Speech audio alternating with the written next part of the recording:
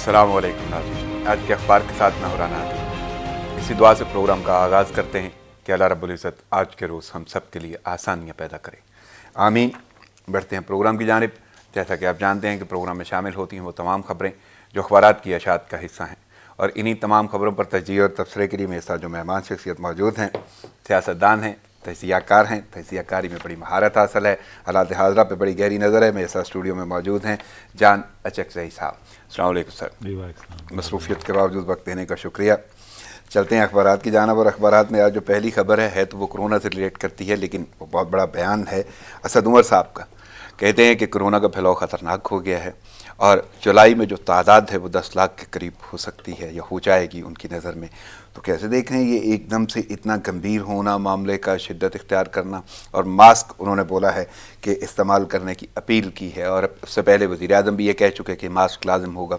तो कैसे देख रहे हैं इस वक्त की सूरत हाल और गंभीर, और असद उमर का ये कहना कि जुलाई में, हमने बहुत पहले ये जुमले सुने थे कि जी अगस्त में ये होगा, जून में ये होगा, अब जुलाई में ये जो सूरत हाल है, अगस्त या बाकी उससे पहले मई जून के जो सारे सिलसिले थे वो शिद्दत भी बढ़ती जा रही है, वो तखमीने भी बढ़ते जा रहे हैं, अंदाजे भी बढ़ते जा रहे हैं, और अब तो वाज़े तौर पे यानी 10 लाख तक पहुंच जाएगी जुलाई में तादाद बकौल असद उमर। अच्छा, एक तो इसका पहलू हमें यानी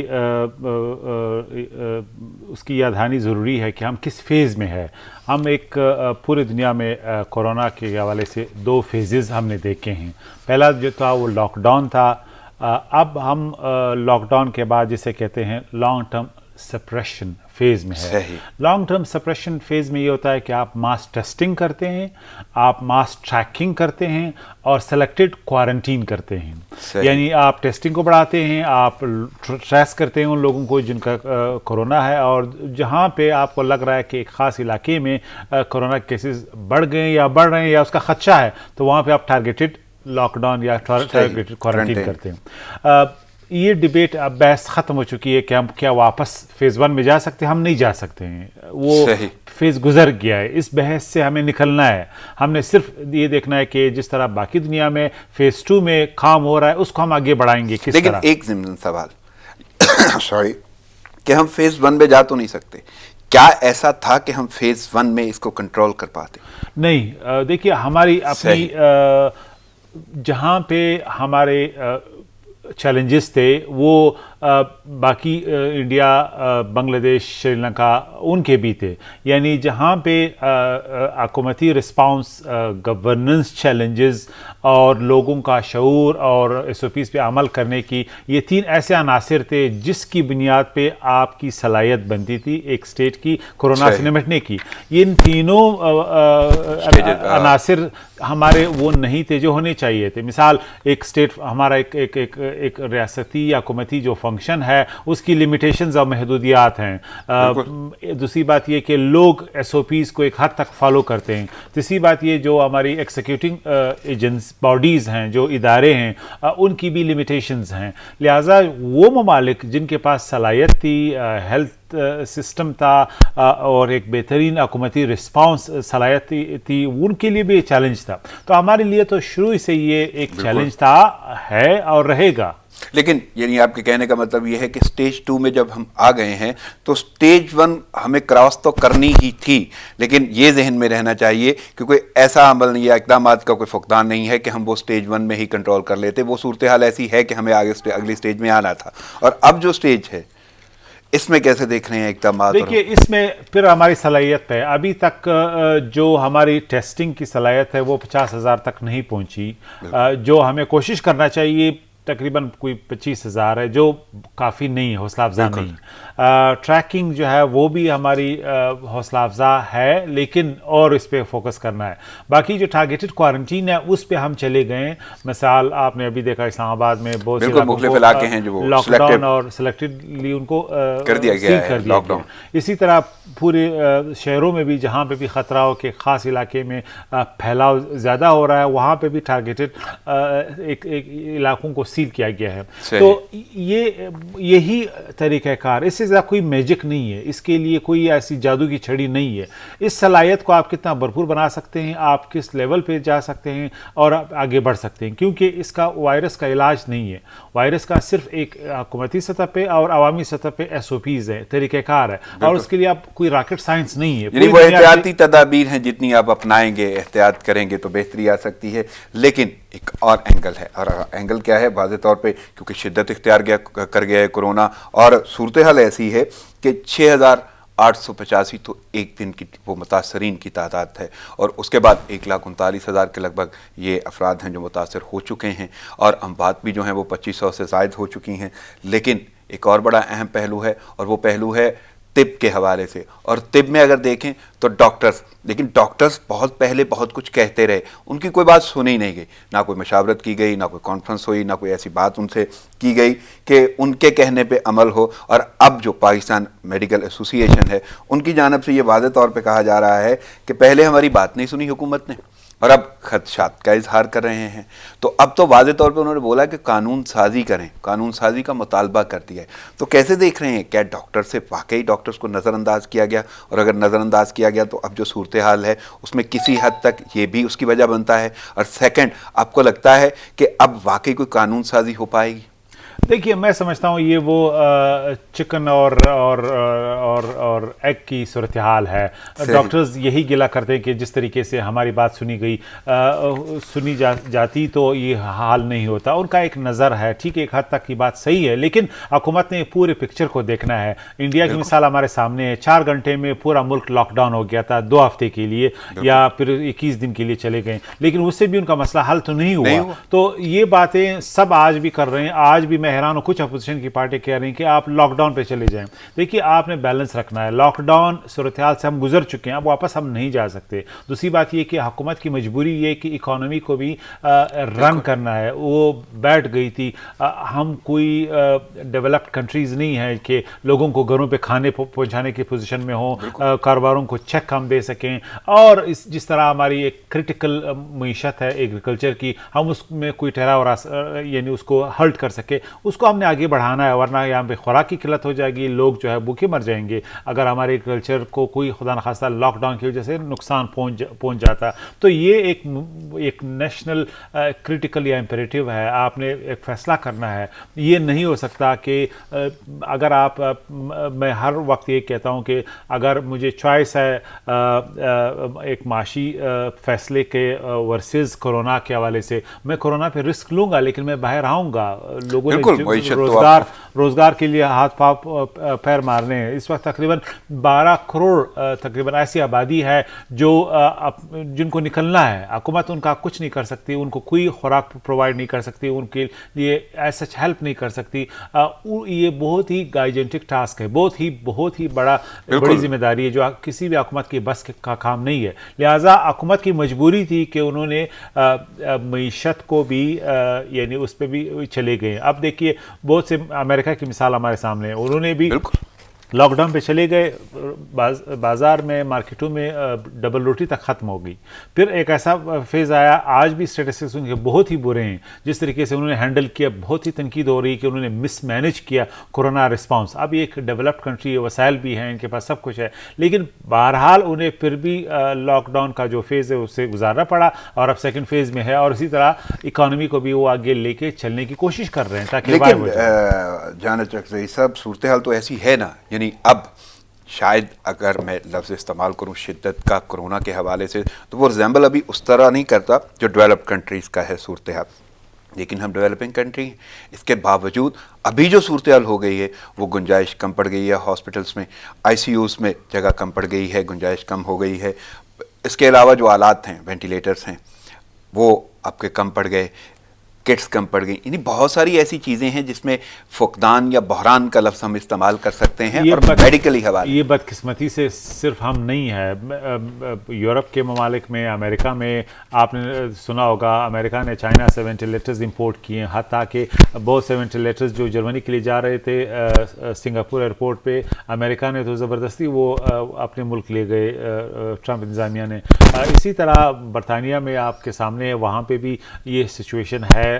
یہ ایک بدقسمت سچویشن ہے کہ صرف پاکستان کے لیے نہیں ہے، پاکستان کے لیے یہ ایکیوٹ ہے، یہ چیلنجنگ ہے، اس میں کوئی دو رائے نہیں ہو سکتی، لیکن کورونا کا جو جس لیول پہ یہ سپریڈ ہوا ہے ہمارے سامنے، یہ تقریباً 2-3 ہفتوں کی بات ہے کہ کس طریقے سے یہ چیلنج نہیں تو اب پھر ان پالیسیز سے متفق ہیں جو ابھی تک حکومت نے اپنائی ہوئی ہیں، کیونکہ دورانیہ تو اچھا خاصا ہو گیا، اور اگر ہم دیکھیں تو اس سے پہلے بہت ساری مثالیں تھیں ہمارے پاس، یعنی چائنا وہ ملک ہے جس کو سب سے پہلے سامنا کرنا پڑا، اور کوئی آگے آپ کے پالیسی نہیں ہے، تدابیر نہیں ہے، کوئی وارننگ نہیں ہے، کوئی ایسی چیز نہیں ہے جس کو آپ آبزرو کر سکیں، لیکن اس کے بعد یورپ، امریکہ، برطانیہ، یعنی یہ تمام ممالک کی جو صورتحال ہے ہمارے سامنے تھی، ایک آبزرویشن تھی پاکستان کے پاس، پاکستانی حکومت کے پاس، اور اسپیشلی وزارتوں کے پاس، اور وہ پورے کا پورا نیٹ ورک جو کام کر رہا ہے. تو آپ کو لگتا ہے کہ حکومت نے واقعی جو فیصلے کیے ہیں یہی بنتے تھے یا اس میں کوئی بہتری آ سکتی؟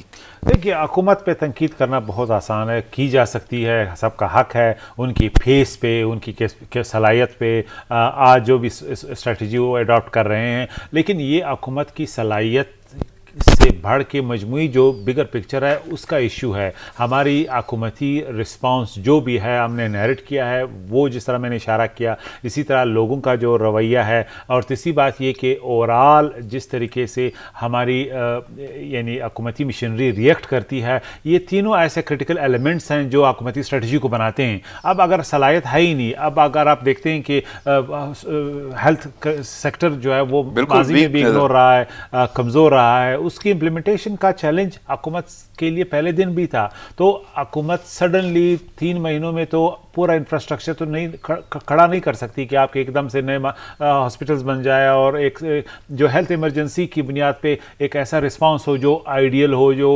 یعنی ویسٹرن بھی ہو. بلکہ ویسٹ نے تو میں نے تو کہا نا کہ اس وقت امریکہ میں سب سے بڑی بحث یہ ہے کہ امریکہ نے مس مینیج کیا.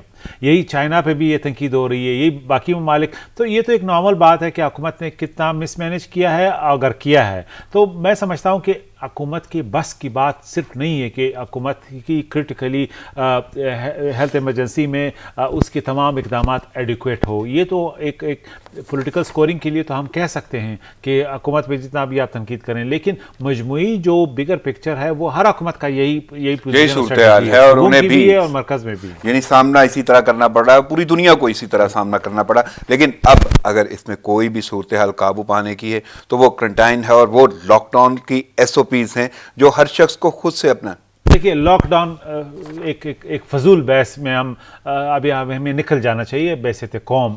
میں اب بھی میڈیا پہ دیکھتا ہوں لوگ وہی لاک ڈاؤن کی بات کرتے جی 3 ہفتے کر لے کے 2 ہفتے.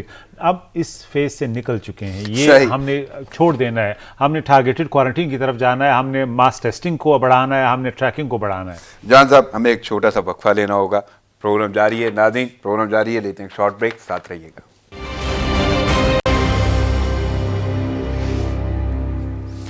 ویلکم بیک ناظرین، خبروں اور تجزیوں کا سلسلہ جاری ہے. میرے ساتھ اس وقت مہمان شخصیت موجود ہیں، جان اچک رئیس صاحب، ان سے گفتگو جاری ہے. جان صاحب، ابھی بات ہو رہی تھی کرونا کے حوالے سے ہی، حکومتی اقدامات کے حوالے سے ہی، لیکن اگر ہم بات کریں چائنا کی تو چائنا میں ایک دوسری لہر شروع ہو گئی ہے اسی حوالے سے، اور بیجنگ میں 57 مریض جو ہیں رپورٹ، کئی ریاستی رہائشی علاقے جو ہیں سیل کر دیے گئے، ملکینوں کو گھروں میں رہنے کی ہدایت. اب چین نے جس طرح قابو پایا اور جس طرح پہلے اس کا سامنا کیا، اور اگر دوسری لہر کا سامنا ہے تو یہ تو مزید گمبھیر صورتحال نہیں نظر آتی آپ؟ میرے خیال میں تو سیکنڈ لہر، سیکنڈ ویو کا جو کی وارننگ پہلے بھی دی جا چکی ہے. WHO نے کہا ہے، اور چین کا بھی جو آپ اسٹیٹسٹکس بتا رہے ہیں بیجنگ کی، وہ مثال ابھی ہمارے سامنے ہے.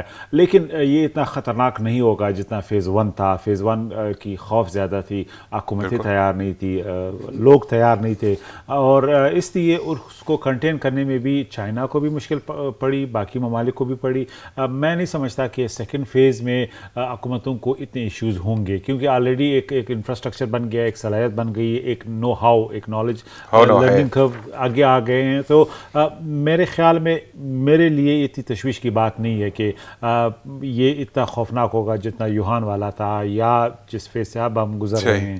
تو لیکن نہیں، ایک تو یہ تو بات بالکل ٹھیک ہے کہ اب آپ ایکوپڈ بھی ہوں گے، آپ نے کوئی پالیسی بھی بنائی ہوگی، آپ ان مراحل سے بھی گزر چکے جن کا سامنا آپ نے پہلے کیا، اب وہ اپلائی ہو سکیں گے. اس وقت تو ان نون سچویشن تھی، لیکن پھر بھی किसी भी मामले का दोबारा सर उठा लेना, और स्पेशली इसी तरह वबाई मर्ज का दोबारा सर उठा लेना, कहीं कोई ऐसा पेश ख़ैबा तो नहीं कि ये सिलसिला चाहे थोड़ी तादाद में होगा या लहर इतनी ख़तरनाक नहीं होगी लेकिन होगी बार बार? देखिए, पहली बात ये कि जो हमारी नॉर्मल एक हुकूमती निज़ाम था, एक हमारी इकॉनमी की सूरत हाल थी वर्ल्ड इकॉनमी की, वो तो अब नहीं रहेगी। पोस्ट कोरोना वर्ल्ड में आपकी इकोनॉमिक जो मॉडल है वो भी चेंज होगा, आपकी जियो पॉलिटिक्स पे भी इसका असर पड़ेगा, जो पॉलिटिकल ऑर्डर है दुनिया में उस पर भी असर पड़ेगा। ये तो तय है, चाहे सेकेंड वेव की शिद्दत जितनी भी हो, जो जिस तरीके से हमने वैसे कौम और ममालिक बिहेव किया इंटरनेशनल पॉलिटिक्स में, इंटरनेशनल जियो इकोनॉमिक्स में,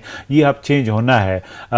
उन सेक्टर्स पे अब फोकस होगा जो पोस्ट कोरोना में यानी उसकी अहमियत है। अब आपने देखा होगा कि पाकिस्तान की तरह मुल्क में जहाँ पे एक स्लो पेस में हम अडॉप्ट करते हैं, हम कोशिश कर रहे हैं ऑनलाइन पे चले जाएं, तमाम लोग जो है इकॉनमी वो अब ऑनलाइन इतनी शिद्दत से फैल रही है कि अब फ्यूचर में नज़र यूँ आ रहा है कि हम एक डिजिटल वर्ल्ड में चले जाएंगे जिसमें बिजनेस हम भी करेंगे, इकॉनमी भी हम परचेज भी होगा, सब कुछ ऑनलाइन होगा। तो इसी तरह बैंक्स भी चले गए हैं, तो एक क्विक ट्रांजिशन भी आ रहा है। इसी तरह जियो इकोनॉमिक्स में एक तब्दीली आ रही है कि कौन से सेक्टर्स हैं जो पोस्ट कोरोना के क्राइसिस में सर्वाइव कर सकते हैं, या इसी तरह अगर कोई सेकंड वेव आता है या ये खौफ इतना ज्यादा नहीं है कि ये बार बार अगर इसका नहीं, मेरा नहीं ख्याल कि इतना शदीद और अगर भारत की बात हो सकती है। भारत की बात करते हैं तो आलमी अदारा सेहत ने वाज़ेह तौर पे कहा कि 1.5 करोड़ इंसानों की हलाकत का खदशा है और नाकिस पॉलिसी है। तो कैसे देख रहे हैं भारत? देखिए,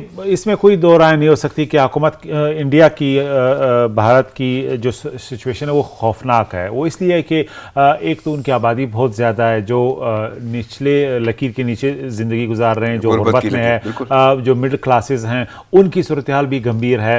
तो अगर आप एक 80% तकरीबन आबादी को एक मॉडल के तौर पर पेश करें, और फिर रियासती जो डिसफंक्शन है इंडिया का, इसी तरह सूबों की जो सलाहियत है, वो एक खौफनाक हद तक हमारे सामने आ गया है। अभी जब प्राइम मिनिस्टर मोदी ने ऐलान किया कि हम लॉकडाउन पे चले गए थे, तकरीबन 3 हफ्ते के लॉकडाउन को 4 घंटे में फ़ैसला किया गया, और लाखों करोड़ों जो माइग्रेंट वर्कर्स थे उनकी किस्मत जो है वो उनके सामने आ गई कि उनके पास ना खाना है ना पीने का कोई बंदोबस्त है, और वो रास्ते में एक शहर से दूसरे शहर, एक सूबे से दूसरे सूबे जाते हुए रास्ते में मर गए हैं। कुछ तो ट्रेनों के नीचे भी आ गए हैं जिनके अकोमोडेशंस नहीं थे और रास्ते में सो रहे थे। तो एक खौफनाक एक जिस तरीके से, जिसे आप कहते हैं इंग्लिश में मिसमैनेजमेंट उन्होंने की है कोरोना के हवाले से, तो ओवरऑल जो उनका रिस्पांस है, सूबे भी उनसे खुश नहीं है। जो मशरक़ी पंजाब है, उनके वज़ीर आला ने कहा था, कर्नाटका के वज़ीर आला ने कहा था कि मरकज़ से हम जो भी पॉलिसी आती है हम फुल स्टॉप तक भी चेंज नहीं कर सकते।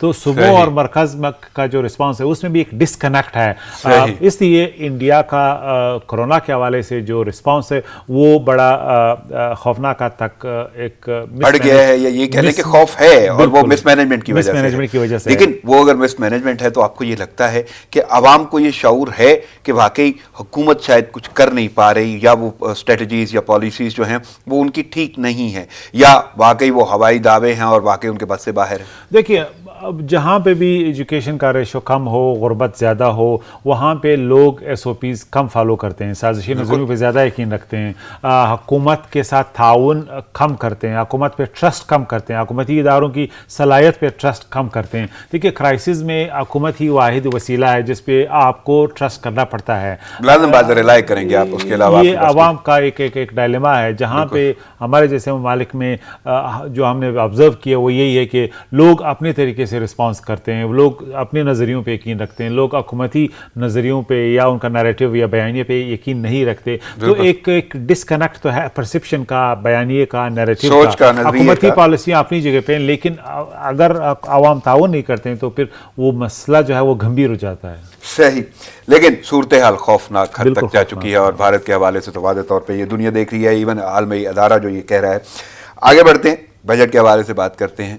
बजट अवाम दुश्मन करार दिया गया है पीपल्स पार्टी की जानिब से, और वाज़ेह तौर पे उन्होंने कहा है कि सरकारी मुलाजमीन की तनख्वाहें नहीं बढ़ी और ना अवाम को कोई ख़ास रिलीफ मिला है। और बल्कि वो रहमान मलिक साहब तो कहते हैं मैं सेनेट में आवाज़ उठाऊंगा स्पेशली मुलाजमीन के हवाले से। क्या आपको लगता है واقعی کوئی ایسی ہی صورتحال ہے کہ عوام دشمن کہہ لیں یا عوام دوست نہیں ہے؟ اگر ہم جملہ استعمال دیکھیے تو کلیشے جملے سیاسی پارٹیوں نے استعمال کرنے ہر حالت میں، یعنی یہ کہاں کی عقل اور لاجک اور اکنامک پروڈنس ہیں جو آپ جس طریقے سے الفاظ استعمال کرتے ہیں جب آپ کرونا کرائسس کا مقابلہ کر رہے ہیں. آلریڈی نہ صرف ہماری بلکہ ان ممالک کی، چائنا کی طرح ان کا فرسٹ کوارٹر نیگیٹو گروتھ میں چلا گیا تھا، سیکنڈ کوارٹر کا خدشہ ہے. اسی طرح ویسٹ میں یورپین اکانومیز وہ بیٹھ گئی ہیں، امریکہ کی اکانومی اب وہ ریوائیو کرنے کی کوشش کر رہے ہیں. ہماری اکانومی تو پھر بھی الحمدللہ ایگریکلچر اکانومی ہے، اور ہم نے کورونا میں سیکھا ہے کہ جو ہماری ریئل اکانومی اور ریئل اسٹرینتھ ہے وہ ایگریکلچر ہے. کھانے کا ہمارے پاس یعنی کوئی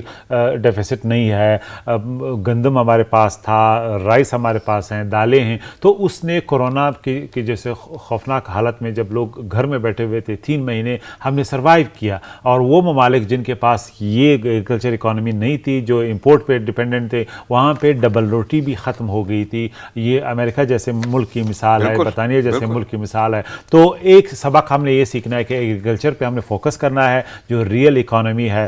لیکن پیپلز پارٹی کا یہ بھی کہنا ہے کہ یہ صنعت اور زراعت یہ دونوں متاثر ہوئی ہیں، یہ نظر انداز کیا گیا ہے، نقصان ہوا ہے. نہیں دیکھیے صنعت تو آپ کی جو ڈپینڈنٹ ہے ایکسپورٹ پہ، پوری اکانومی لاک ڈاؤن ہو گئی تھی، کوئی جہاز نہیں جا رہا تھا، کوئی جہاز نہیں آ رہا تھا، سارے جو امپورٹس تھے وہ بند ہو گئے تھے، سارے لوگ اسٹانڈرڈ تھے، جہاز آپ کے پانی میں تھے، کوئی ڈاک نہیں ہو رہا تھا. تو یہ تو ایک نہیں، تو اس کا مطلب ہے جو مشیر خزانہ کہہ رہے ہیں کہ فیصلے بڑے مشکل کرنے پڑے ہمیں. اور اسپیشلی انہوں نے تو ایک جملہ یہ بولا تھا پوسٹ کانفرنس ان کی جو تھی، پوسٹ بجٹ کانفرنس، اس میں کہ بے روزگاری کی وجہ جو ہے وہ کورونا ہے.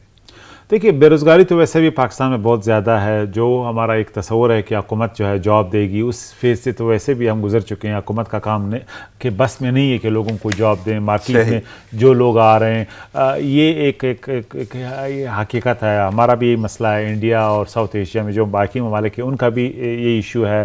ویسٹ میں یہ ایشو اب آ گیا ہے کہ اگر آپ کا ایک پرائیویٹ سیکٹر اکانومی کا پہیہ نہیں چل رہا تو لوگوں کو روزگار کہاں سے ملے گا. تو یہ تو ایک کامن بدقسمتی سے میں آگے پھر ریپیٹ کر رہا ہوں ایک مشکل ہے. لیکن اگر پہیہ چلے گا تو ایک امید پیدا ہوگی کہ اکانومی ریوائیو ہوگی، سیکٹرز ریوائیو ہوگے، اس میں جاب کریشن کے لیے پھر ایک امکان اور پاسبلٹی بنتی ہے. لیکن اگر پہیہ ہی نہیں چل رہا تو لازمی بات ایک چیلنج ہے. صنعت کا ایکسپورٹ جو ہے اس سے براہ راست تعلق ہے، امپورٹ سے ان کا تعلق ہے خام مٹیریل کے حوالے سے. تو پھر میں جان اچکزئی صاحب، آپ کو کیا لگتا ہے کہ یہ جو بجٹ پیش کیا گیا، جو کارروائی ہوئی، وہ صرف ایک روٹین میٹر تھا؟ یعنی بہت ساری چیزیں تو ایسی ہیں کہ آپ کو واقعی کرونا کا سامنا ہے، وبائی مرض کا سامنا ہے، مسائل کا سامنا ہے، مشکلات کا سامنا ہے، اور بلکہ نہ صرف سامنا ہے، آپ اس سے گزر رہے ہیں اس انداز سے کہ شاید بہت ساری چیزوں کا فقدان بھی ہے، بحران بھی ہے، ملک ترقی پذیر ہے، ترقی یافتہ نہیں ہے، بہت سارے وہ مسائل ہیں. تو اس کے باوجود آپ کو لگتا ہے کہ بجٹ پیش ہونا چاہیے تھا، اور اگر ہوا ہے تو وہ جسٹ روٹین میٹر ہے، یعنی حکومت کو اس میں کوئی عمل دخل بھی نہیں؟ جس پچھلے 3 سال میں جس اکنامک سچویشن سے پاکستان گزرا ہے وہ بڑے خوفناک تھے. پاکستان عمران خان کے آنے سے پہلے جو کیئر ٹیکر گورنمنٹ بنی تھی اس وقت ہم ڈیفالٹ ہو چکے تھے، ٹیکنیکلی پیسے نہیں تھے، تنخواہ بند ہو چکی تھی، جو حکومتی مشنری تھی ان کے ایکسپنسز ختم ہو گئے تھے، پینشن ختم ہو گیا تھا، کچھ بھی کٹی میں نہیں تھا. پھر عمران خان گورنمنٹ کے آنے کے بعد Imran Khan prime minister, army chief, پورے دنیا کا بالخصوص جو دوست ممالک ہیں ان کا انہوں نے دورہ کیا، کرائسس مینجمنٹ کے لیے ان سے ادھار لیا، لونز لیے تاکہ پہ آگے چلیں. پھر اس کے بعد ہم IMF کے اس میں فیز میں چلے گئے، IMF سے پھر امداد لینے کی کوشش کی گئی، IMF کے نتیجے میں پھر باقی امداد ان لاک ہو گئی، ورلڈ بینک، ADP. اس کے ساتھ پھر ہماری دوسری یہی اسٹریٹجی تھی کہ ہم ٹیکس ریونیو بڑھائیں، لیکن معیشت اوورال بیٹھی ہوئی تھی. FATF کا سایہ پہ وہ تھا، منی لانڈرنگ اور دوسرے اقدامات کی وجہ سے جو گرے اکانومی تھی وہ انڈر گراؤنڈ چلی گئی تھی. اور ہم اتنے ٹرانسپیرنسی پہ چلے گئے کہ لوگوں کو ڈر ہوا کہ ایسا نہ ہو کہ ہر چیز کا ہمیں رسید دینا پڑے، ہر دیوالیہ جس کا ذکر وزیر اعظم کر رہے تھے. یعنی آپ کو یہ لگتا ہے، آپ کی نظر میں، آپ کی رائے میں یہ ہے کہ واقعی معیشت جو ہے وہ بڑی بری حالت میں اس حکومت نے سنبھالی، اور ابھی جو سروائیول یا جس طرح بھی ہم گزارا کر رہے ہیں اس میں ٹوٹلی کریڈٹ گوز ٹو حال हमारी ये जो इस वक्त की रिसेंट हुकूमत है उसी को जाता है। नहीं, मैं क्रेडिट की बात नहीं कर रहा, क्राइसिस मैनेजमेंट है, इकोनॉमिक क्राइसिस मैनेजमेंट बहुत ही खौफनाक था कोरोना से पहले। कोरोना आपको मालूम है जो टैक्स हमारा टारगेट था वो हम पूरे करने में नाकाम थे, नहीं हो सकता क्योंकि इकोनॉमी का पहिया भी वो एक रिसेशनरी फेज था, इन्फ्लेशन ज़्यादा था, एक्सपोर्ट हमारा जो है नहीं बढ़ रहा था। हुकूमत की यही कोशिश थी जो करंट अकाउंट डेफिसिट है उसको किसी तरह नीचे लाया जाए, यानी इंपोर्ट बिल कम किया जाए और एक्सपोर्ट को बढ़ाया जाए। तो ये एक ऐसा सिचुएशन है जो आसानी से नहीं हो सकता। आप जादू की छड़ी दिखा के आप एकदम से अपने एक्सपोर्ट को 5 से 20 पे नहीं ले जा सकते। इसी तरह आप एक इंपोर्ट को एकदम से आप बिल्कुल लाजम बात है तो कि वो सारी चीज़ें हमारी जमा हो गई थी। हाँ, इस बात पे आप तनकीद कर सकते हैं कि मजमूई हमारी जो इलीट रिस्पांस है, पॉलिटिकल इलीट का, ब्यूरोक्रेसी का, इकोनॉमिक ग्रोथ के हवाले से मजमूई ये निधाइयों की मैं बात कर रहा हूँ, वो यानी प्रोएक्टिव नहीं रहा, वक्त के तकाज़ों के मुताबिक नहीं था। लेकिन हर चीज़ हाइंडसाइट में तो आसान लगती है उस पर तनकीद करना, लेकिन जब आप ड्राइविंग सीट पे हो अगर तो मैं तनकीद को बदल दूं तो दावा करना भी आसान लगता है, जिस तरह हुकूमत ने की है। हुकूमत में आने से पहले मैं इस बात पे तो हुकूमत से हमदर्दी रखता हूँ कि एक मुश्किल फेज़ में इकोनॉमिक रिवाइवल है। मिसाल हमारे जो पैसे बाहर से आते हैं जिसमें फॉरेन एक्सचेंज रिजर्व्स हैं, दूसरे हमारे रेमिटेंसेस हैं जो ज़र मुबादला आता है, जो हमारे पाकिस्तानी काम करते हैं। पूरी मीशत जो है लॉकडाउन हो गई, सऊदी अरब से लेके GCC कंट्रीज़ और फिर यूरोपियन ममालिक में, जहाँ से द फर्स्ट चंक जो है GCC से आती है, सेकंड चंक यूरोपियन इकोनॉमी से या अमेरिका से आती है। तो किस तरह ये पैसे आपके पास आएंगे जब लोग बेरोजगार हैं, घर में बैठे हैं, उनकी मीशतें बैठ गई हैं, लॉकडाउन है तो वो आपका जो भी प्रोजेक्शंस हैं आपने तो उसी पे करना है। तो वो आसान प्रोजेक्शंस नहीं है कि आपके पास जो भी स्टैटिस्टिक्स हैं कोरोना के पोस्ट कोरोना इकोनॉमिक सूरत हाल में, कोई आसान काम नहीं है। लेकिन अब सूबों के बजट आने वाले हैं, सूबाई बजट आने वाले हैं, उसको कैसे देख रहे हैं? लेकिन उसमें एक बारीक नुक्ता ये है, पंजाब आबादी के हवाले से, सिंध वहाँ पे भी कोरोना की सूरत हाल है, ये सूबे तो बड़े एक्टिव हैं। लेकिन बात करते हैं हम केपी और बलूचिस्तान की, तो केपी ऐसा सूबा है जहाँ पे PTI अपना 7वां बजट देगी, यानी वहाँ पे ये जो बजट है वो पहला या दूसरा नहीं होगा, ऐसी सूरत हाल नहीं होगी, वहाँ पे 7वां बजट होगा।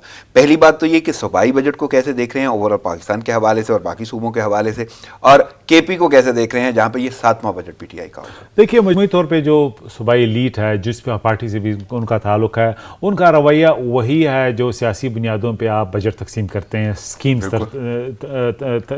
डिस्ट्रीब्यूट करते हैं। केपी में भी वो अजला जो अंडर डेवलप्ड थे उसका फंडिंग का इशू रहा है। अभी फाटा के हवाले से जो कमिटमेंट है वो पूरी नहीं हुई है। NFC के हवाले से जो जनूबी अजला हैं उसमें भी वो भी अंडर इन्वेस्टेड हैं, जबकि पेशावर वैली के चूँकि वो एलीट का हिस्सा है, इस वक्त गवर्नमेंट में बैठे हैं, वहाँ पे इन्वेस्टमेंट ज़्यादा हुई है।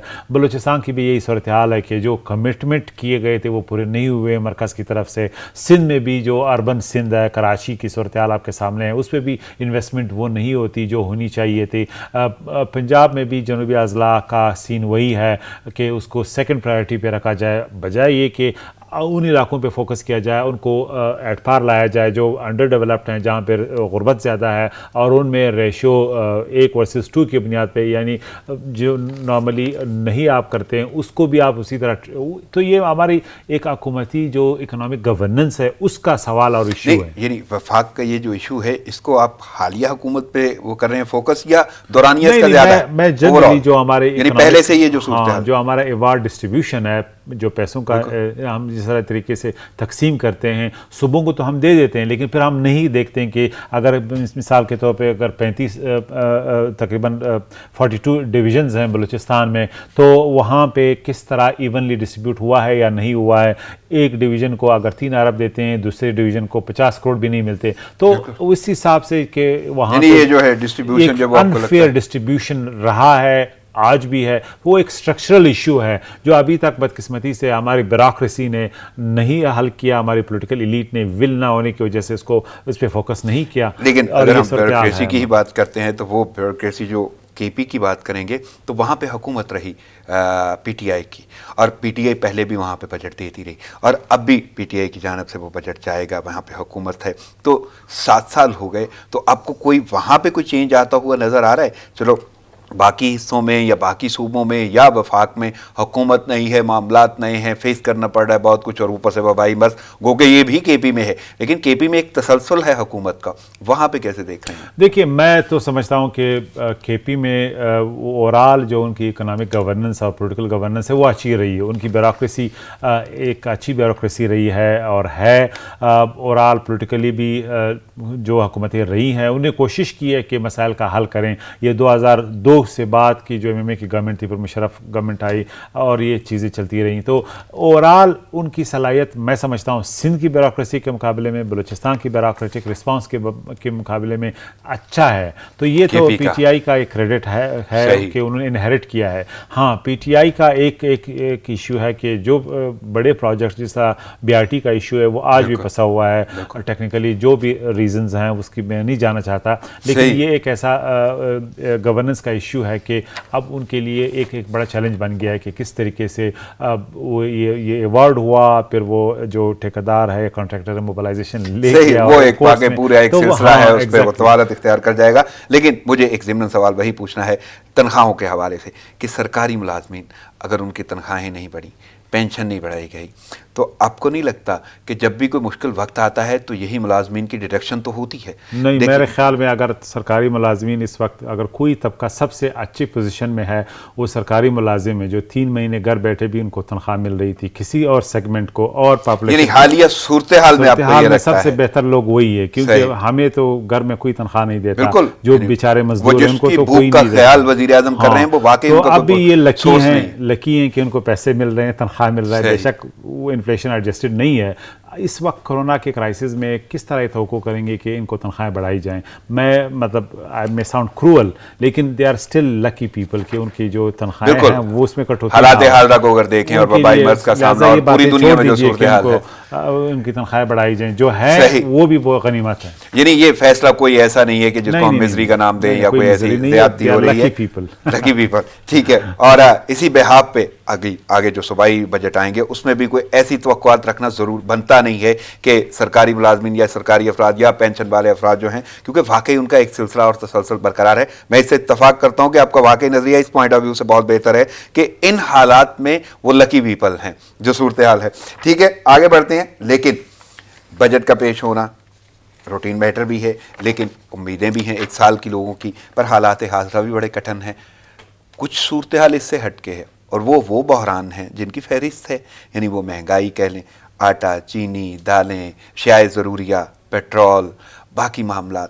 لیکن صورتحال اب یہ ہے کہ مہنگائی کا سونامی بھی ویسے کا ویسا ہے، بیماری یا وبائی مرض کا ہمیں سامنا رہا، لیکن اس سے بہت پہلے جب حکومت آئی ہے وہ دورانیہ جتنا بھی ہے، اچھا خاصا دورانیہ تو وہ ہے، اس میں بھی وہ کور نہیں ہو پایا۔ تو کیسے دیکھ رہے ہیں؟ اب تو صورتحال ہی گمبھیر ہے، تو یہ مہنگائی کی وہ جو جن بے قابو ہوا ہے اس کو کیسے دیکھ رہے ہیں؟ دیکھیے اگر حکومت صرف یہ جو اکانومی کا پہیہ ہے اس کو چلانے میں کامیاب ہو جاتا ہے، اور جو پری ایف اے ٹی ایف جو قیودات تھے، جو ریسٹرکشنز تھیں وہ چلی جاتی ہیں، تو لوگ خود اتنے ریزیلینٹ ہیں کہ وہ بھوکے الحمدللہ نہیں مریں گے، وہ کام ان کو خود مل جائے گا، اکانومی کو وہ میں کنٹریبیوٹ کریں گے۔ دیکھیے ہمارے لوگ جو ہیں وہ بڑے ریزیلینٹ، ہر کرائسس کا انہوں نے مقابلہ کیا ہے۔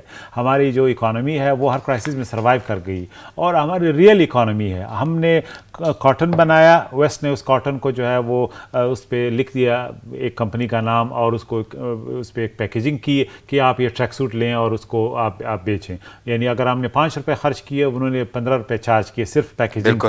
لیکن جو ریئل اکانومی کا ہمیں پتہ چلا جب ان کو کورونا آیا وہ بیٹھ گئے۔ تو پھر آپ مجھے بتائیں کہ آپ کمپنی کا ایک لوگو والی ٹریک سوٹ خریدیں گے کورونا میں، یا آپ یہ خوراک، آپ کو گندم چاہیے، آپ کو رائس چاہیے، آپ کو کپاس چاہیے، تو لازمی بات ہے آپ کی کیپیسٹی چینج ہو جاتی ہے۔ پروڈکشن یہیں پہ ہے، پروڈکشن یہیں پہ ہے، وہ تو صرف لیبلنگ یا پیکیجنگ ہی کر رہے ہیں، لیکن ہماری ریئل اکانومی ہے، صحیح ریئل اکانومی ہے۔ لیکن اس ریئل اکانومی کے باوجود، اور ایک جملہ آپ نے استعمال کیا کہ ہم نے بہت سارے کرائسس کا مقابلہ کیا ہے، آپ کو نہیں لگتا کہ ہم عادی ہو گئے ہیں اس لیے کرائسس میں ہی ہیں؟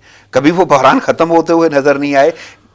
دیکھیے ہر قوم کی ایک ٹریجیکٹری ہے، ہم جس ٹریجیکٹری پہ جا رہے ہیں الحمدللہ کافی سیکٹرز میں ہم نے بہت ترقی کی ہے، ہم بہت آگے ہیں، بہت سے سیکٹرز میں ہم بہت پیچھے ہیں، بہت سی چیلنجز پولیٹیکل اکنامک ہمارے سامنے ہیں، لیکن اب بھی میں پر امید ہوں کہ اگر پاکستان کی بگر پکچر کو دیکھا جائے تو اس بحران کو بھی ہم حل کریں گے، اس کو برداشت کریں گے، آگے بڑھیں گے، یہ اس میں مجھے کوئی یعنی شک نہیں ہے۔ چلیں میں مان لیتا ہوں آپ کی بات، پیٹرول سستا ہوا، غائب ہو گیا، اب بحران اپنی جگہ پہ ہیں، معاملات اپنی جگہ پہ ہیں، اور وہ ایک بحران سے نکلتے ہیں دوسرے یہاں آ جاتے ہیں، اور آپ کا تو وہ جملہ ہے کہ ہم نے ہر کرائسس کو برداشت کر لیا، ہم ہر کرائسس پہ بہتر پرفارم کر لیتے ہیں، لیکن کرائسس ختم ہونے کے بعد یا ختم ہی نہیں ہو پا رہے، یہ کیا صورتحال ہے؟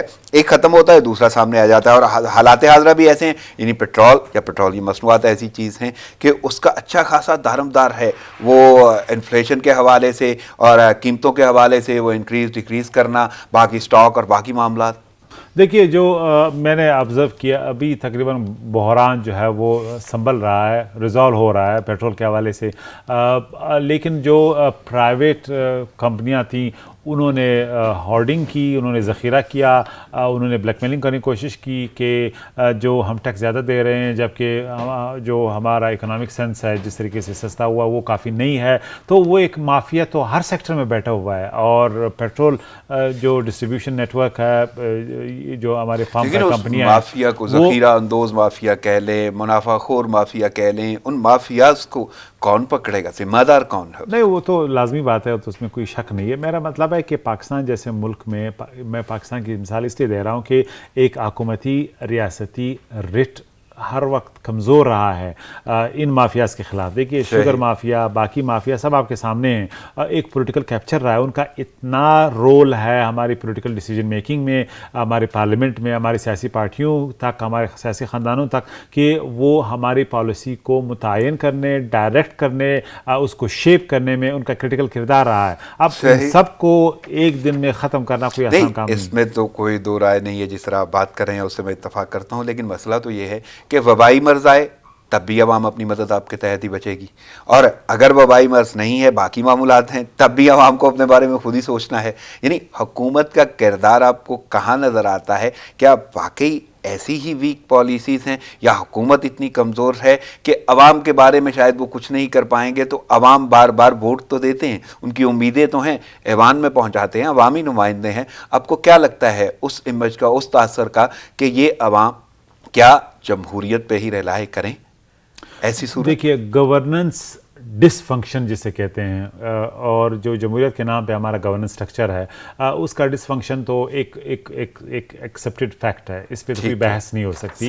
اب اسی میں کتنی ایک گورنمنٹ امپروو کر سکتی ہے، امپروومنٹ کر سکتی ہے، وہ امپورٹنٹ ہے۔ اب آپ پاکستان کے پولیٹیکل سٹرکچر کو اگر آپ دیکھیں گے، ایک حکومت کوئی بھی فیصلہ کرتی ہے وہ چیلنج ہو جاتی ہے، وہ پھر لٹکتی ہے، پھر اس کی اوور کاسٹ اور اوور رن ہو جاتے ہیں، تو ایک پروجیکٹ کو آپ کمپلیٹ کرنے کے لیے آپ کو پھر جو ہے وہ باقی لالے یعنی پڑ جاتے ہیں، تو کیونکہ ایک کنسٹینٹ نہیں ہے۔ آپ نے دیکھنا ہے یونینز کیا کہتے ہیں، آپ پولیٹیکل پارٹیز، آپ کے الائز کیا کہتے ہیں، کورٹس نے کیا کرنا ہے، تو ہر اکنامک ڈیسیجن ویکیوم میں تو نہیں ہوتا۔ یہ ایسی انہیرنٹ لمیٹیشنز ہے جو فارن انویسٹمنٹ کو ڈسکریج کرتے ہیں، ایز آف ڈوئنگ بزنس جو ہے وہ ایک ایشو ہے، بن جاتا ہے۔ اسی طرح عوام کا جو توقعات ہیں اس کو پورا کرنے میں بھی یہ اسٹرکچرل ایشوز ہیں جو ہم اگنور کرتے ہیں۔ اسٹرکچرل ایشوز کو حل کرنا کوئی آسان کام نہیں ہے۔ آپ کو یہ بھی معلوم ہے کہ عمران خان جیسے پولیٹیشین جو ایک کچھ کرنا چاہتے ہیں،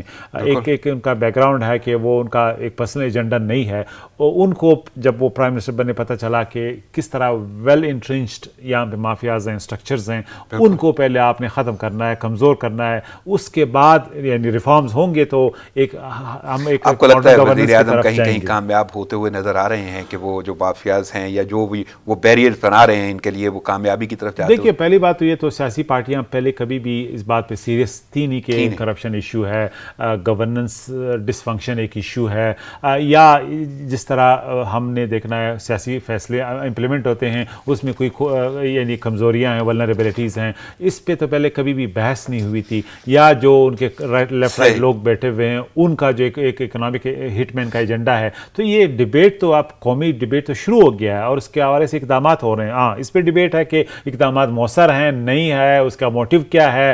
नहीं, मेरा भी यही कहना है कि वो इकदामात शुरू हो गए, वज़ीर आज़म ने जो बात कही उस पर वो पूरे उतर रहे हैं, लेकिन आपको ये नज़र आता है कि वो कामयाबी की तरफ गामजन हैं? अब अगर एक शख्स 40 साल में एक नए विजन के तौर पे यानी आता है और वो कोशिश करता है तो रेजिस्टेंस तो हर तरफ होगी। रेजिस्टेंस तो है। अब एलीट ने जिस इस तरह इस मुल्क को पकड़ा है, कैप्चर, जैसे एलीट कैप्चर कहते हैं हमारी इकोनॉमी को, हमारे पॉलिटिक्स को, वो इसको किस तरह लूज करेंगे, ये कोई आम बात तो नहीं होगी। बिल्कुल। अब आप इस मुल्क में अगर आपके पास पैसा है तो आप सब कुछ कर सकते हैं, आप इंसाफ खरीद सकते हैं, आप सेहत खरीद सकते हैं, आप तालीम खरीद सकते हैं, हत्ता कि बदकिस्मती से मेरे मुंह में खाक, you can get away with murder.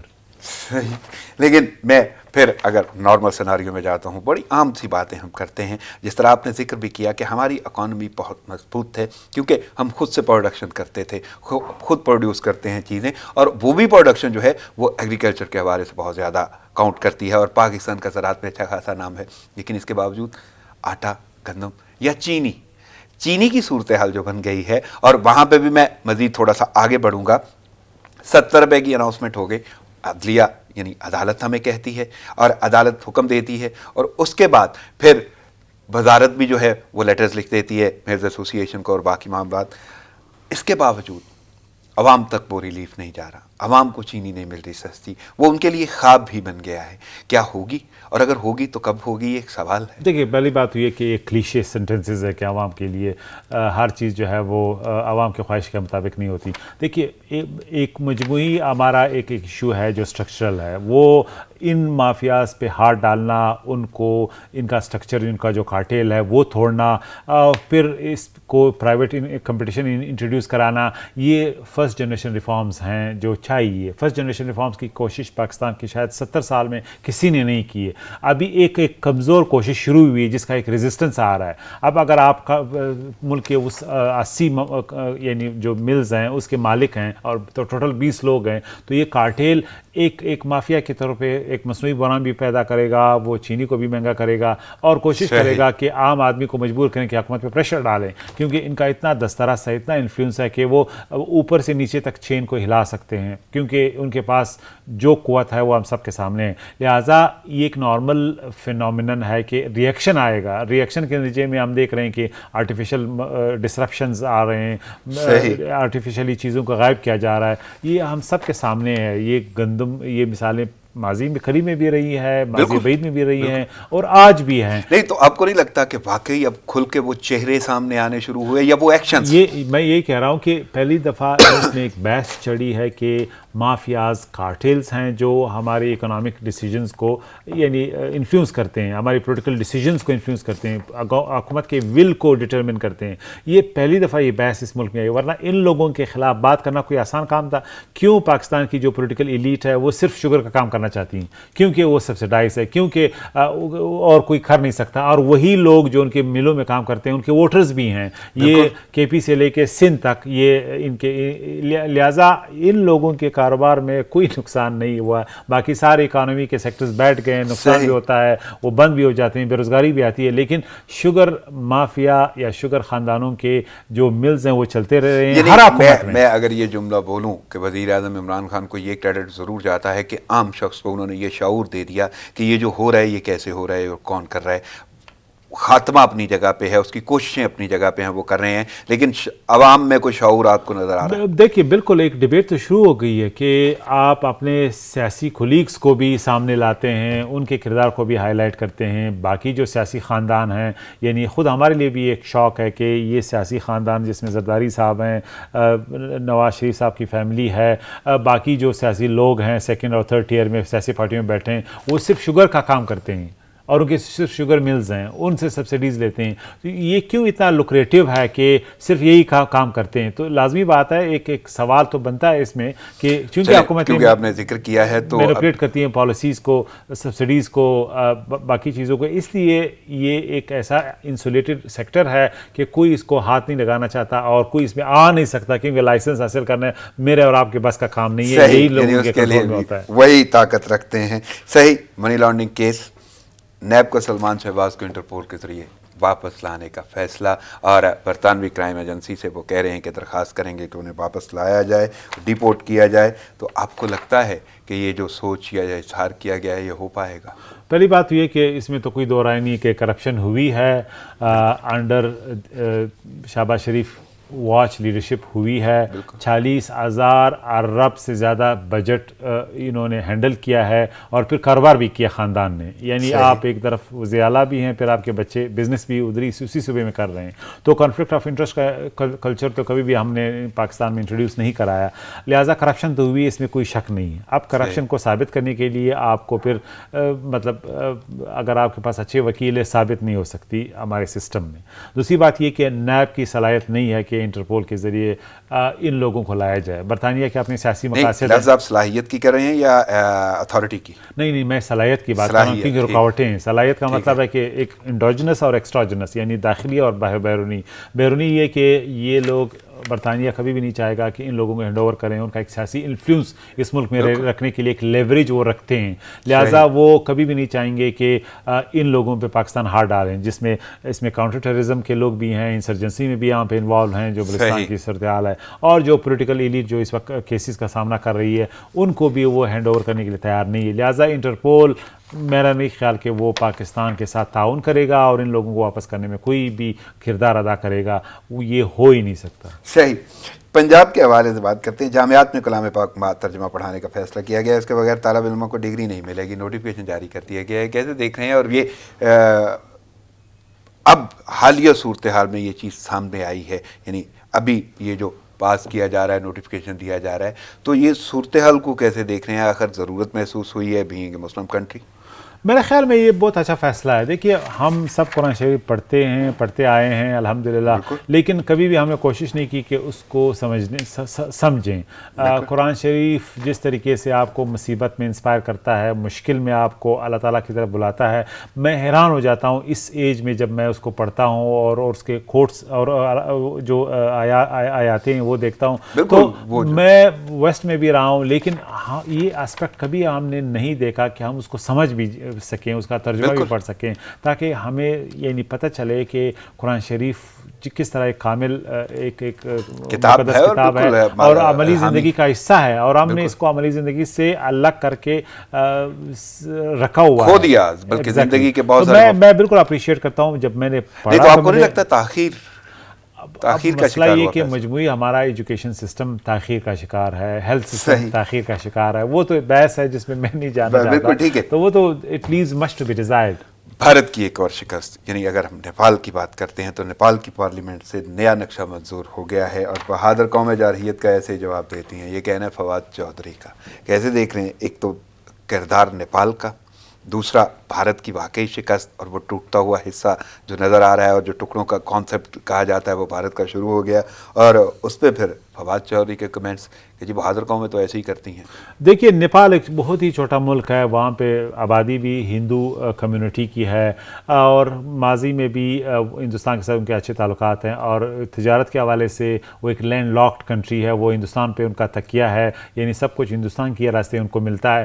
پھر بھی ہندوستان نے نیپال کو کھو دیا، نیپال چائنا کے گود میں بیٹھ گیا، نیپال نے اب اپنی ساورینٹی کو اسرٹ کیا، بارڈرز بند کیے، قربانی دی، اور ایک جارح ایک بہت ہی بڑا ملک جس کا نام انڈیا ہے، بھارت ہے، اس کو کہا کہ انف از انف، اب آپ نے ہماری زمین پہ دعویٰ نہیں کرنا ہے، اور اپنا ایک پولیٹیکل ول دکھایا پارلیمنٹ کے ذریعے، ایک سیاسی نقشہ بتایا. یہ میں سمجھتا ہوں کہ یہ ایک چیز یعنی اس کی وضاحت کر سکتی ہے کہ ایک تو خود نیپال ایک ڈٹرمنٹ قوم ہے کہ وہ ہندوستان جیسے بڑے ملک کے سامنے کھڑا ہو سکا.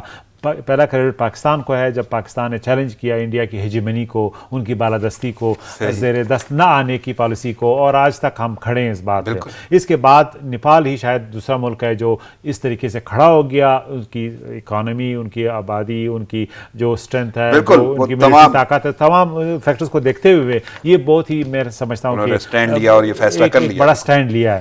اور اس سے یہ بھی ثابت ہوتا ہے کہ ہندوستان کس طرح اپنے ہمسایہ ممالک کے ساتھ الجھا ہے، ان کے बॉर्डर्स पे दावा करता है, उनको ब्रोबीट करता है, उनको हरस करता है, उनको ज़ेर दस्त लाने की जो मुसलसल कोशिश करता है, वो जारहाना उसकी सोच और साजिशें हैं जारी है, और इस तरह आइसोलेशन में भी चला गया है। इस वक्त हिंदुस्तान का साउथ एशिया में कोई दोस्त नहीं है, और अब लोग चाइना के साथ जाना चाहते हैं, पाकिस्तान के साथ जाना चाहते हैं, लेकिन हिंदुस्तान के साथ कोई जाने के लिए तैयार नहीं है। तो ये मोदी सरकार की वो जहरियाना फाशिस्ट डिसीजंस हैं जिसके नतीजे में आज हिंदुस्तान को ये चीज़ें देखना पड़ रही है, बल्कि दुनिया में अकेला हो गया है। सही। अमेरिका को कैसे देख रहे हैं? जॉर्ज फ्लाइड की एक तो हलाकत हुई, उसके बाद एक और से अफाम की हलाकत हो गई है, और सूरत हाल नस्ली तासब जो इतना फैल गया है। अमेरिका मजमूई तौर पे मैं समझता हूँ कि कोरोना से पहले भी एक लीडरशिप वैक्यूम की तरफ हम जा रहे थे, वर्ल्ड स्टेज से वो विड्रॉ हो रहा था, बाकी फोर्सेस या मल्टीपोलर कंट्रीज चाइना रशिया बाकी आ रहे थे और वो खला को पुर करने की कोशिश कर रहे थे। एक रिट्रेंचमेंट जिसे मैं कहता हूँ वो शुरू हो गया है। दाखिली लिहाज से इनके मसाइल बहुत ज़्यादा हो गए थे, वहाँ पे भी एक डेमोक्रेटिक यानी फंक्शन है, सेनेट काम नहीं कर रहा, उनके कांग्रेस काम नहीं कर रहा, हुकूमती जो सलाहियत है वो कमज़ोर हो चुकी है, दाखिली लिहाज से जो हारमनी थी वो तकरीबन आलमोस्ट नहीं रही। नस्ली इम्तियाज और नस्ली इम्तियाज का मसला, फॉल्ट लाइन्स हैं, बाकी भी फैल रहा है पूरी दुनिया में। बिल्कुल फॉल्ट लाइन्स हैं, वो इतने उभर के आ गए हैं कि अब उनको मैनेज करना आसान नहीं रहा। इसी तरह गन कल्चर की जो मिसाल है, जितने लोग असले की वजह से मरते हैं वो एक शर्मनाक फिगर्स हैं जो पूरी दुनिया में हमें नज़र नहीं आते, सिर्फ अमेरिका में होते हैं। तो अमेरिका एक फॉरेन पॉलिसी के हवाले से भी, दाखिली लिहाज से भी एक क्राइसिस का शिकार है। इसलिए जो सोल सुपर पावर का स्टेटस है वो शायद आइंदा दहाइयों में हम देखें कि वो भी नहीं रहेगा, क्योंकि चाइना तेज़ी से इकोनॉमिक तरक्की कर रहा है, और इसी तरह उनकी जो असली की इंडस्ट्री है, हाई टेक में उनका जो कंट्रीब्यूशन है, और उनकी जो फ़ौज है, जिस तरीके से उनका बजट यानी डिफेंस बजट बढ़ रहा है, तो लग यूँ रहा है कि अमेरिका की जो एक वैक्यूम है लीडरशिप, वो शायद हमें नुकसान में या खतरे में नजर अभी आता है। एक नए वर्ल्ड ऑर्डर की तरफ हम जा रहे हैं, एक नए रीजनल ऑर्डर की तरफ हम जा रहे हैं, और उसमें चीन कामयाब होता हुआ नजर आ रहा है। उसमें चीन काफ़ी हद तक आगे आ रहा है। सही। जाना चाहिए साहब, वक्त की किल्लत के बायस मुझे इजाज़त लेना होगी। आपकी आमद का बहुत शुक्रिया। नाज़रीन, प्रोग्राम का वक्त ख़त्म हुआ चाहता है, मुझे इजाज़त दीजिए। दुआओं में याद रखिएगा। अल्लाह ने के बाद।